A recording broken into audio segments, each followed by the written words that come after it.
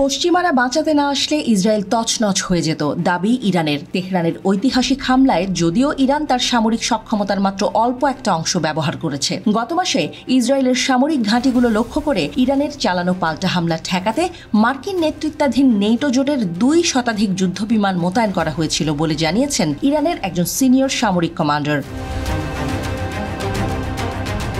ইরানের ইসলামী বিপ্লবী গার্ড বাহিনী IRGC এর মধ্যাঞ্চলীয় খতামুল আম্বিয়া সদর দপ্তরের কমান্ডার মেজর জেনারেল গোলাম আলী রশিদ এই মন্তব্য করেন। তিনি ইসরায়েল বিরোধী পাল্টা হামলার কিছু নতুন দিক তুলে ধরেন। ইরান 13 এপ্রিল অধিকৃত অঞ্চলে ইসরায়েলি সামরিক অবস্থানের বিরুদ্ধে একটি বড় আকারের ড্রোন এবং ক্ষেপণাস্ত্র হামলা শুরু করে। দামেস্কে ইরানের দূতাবাসে ইসরায়েলের হামলার প্রতিক্রিয়া হিসেবে এই আক্রমণটি করে তেহরান। ইসরায়েলের হামলায় IRGC কমান্ডার সহ 13 জন নিহত হয়েছিল। একজন ইরানি জেনারেল প্রকাশ করেছেন, গত 13 এপ্রিল ইসরায়েলি সামরিক লক্ষ্যবস্তুর বিরুদ্ধে ইরানের প্রতিশোধমূলক অভিযানের সময় মার্কিন যুক্তরাষ্ট্র এবং নেটো ইসরায়েলকে 240টি যুদ্ধবিমান সরবরাহ করেছে। খতাম আল আম্বিয়া সদর দপ্তরের কমান্ডার মেজর জেনারেল গোলাম আলী রশিদের মতে, IRGC এরোস্পেস ফোর্সের মাত্র একটি ডিভিশন তার আক্রমণাত্মক ক্ষমতার মাত্র 20% ব্যবহার করে অপারেশনে পরিচালনা করেছে।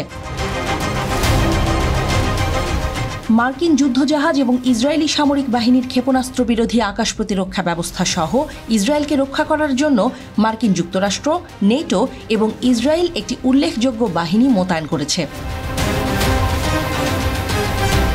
জেনারেল রশিদ বলেছেন, IRGC এরোস্পেস ফোর্স তার বাকি 80% আক্রমণাত্মক শক্তি দিয়ে অতিরিক্ত হামলা চালানোর জন্য প্রস্তুত ছিল। তবে ইরানি কমান্ডাররা স্থির করেছিলেন প্রাথমিক অভিযানটি ইসরায়েলকে শাস্তি দেওয়ার জন্য যথেষ্ট ছিল। মেজর জেনারেল গোলাম আলী রশিদ ইসরায়েলকে ক্রুসেডের সাথে তুলনা করে মার্কিন যুক্তরাষ্ট্র, যুক্তরাজ্য, ফ্রান্স এবং ইউরোপীয় সরকারের দেয়া সমর্থনের নিন্দা করেন। জেনারেল রশিদ বলেন, ইরানের ওই হামলার ফলে ইহুদিবাদী সরকারের স্বঘোষিত নিরাপত্তা ব্যবস্থা ভেঙে পড়ে। সেই সঙ্গে আমেরিকা এসে তাকে নিরাপত্তা দেবে বলে তেল আবিবের যে বদ্ধমূল ধারণা রয়েছে তাও ব্যর্থ প্রমাণিত হয়।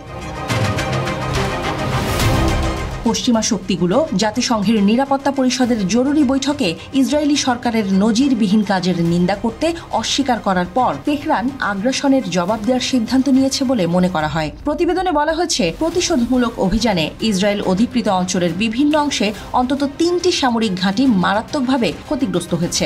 ধ্বংস হওয়া লক্ষ্যগুলির মধ্যে একটি হল নেভাটিম এয়ারবেস, যা বিশ্বের সবচেয়ে সুরক্ষিত স্থানগুলির মধ্যে একটি। গত মাসে ইরানের শীর্ষ সামরিক কমান্ডারদের সাথে এক বৈঠকে আয়াতুল্লাহ খামেনি প্রতিশোধমূলক অভিযানের মাধ্যমে ইরানের শক্তি এবং সংকল্প প্রদর্শনের জন্য দেশটির সশস্ত্র বাহিনীর প্রশংসা করেছিলেন।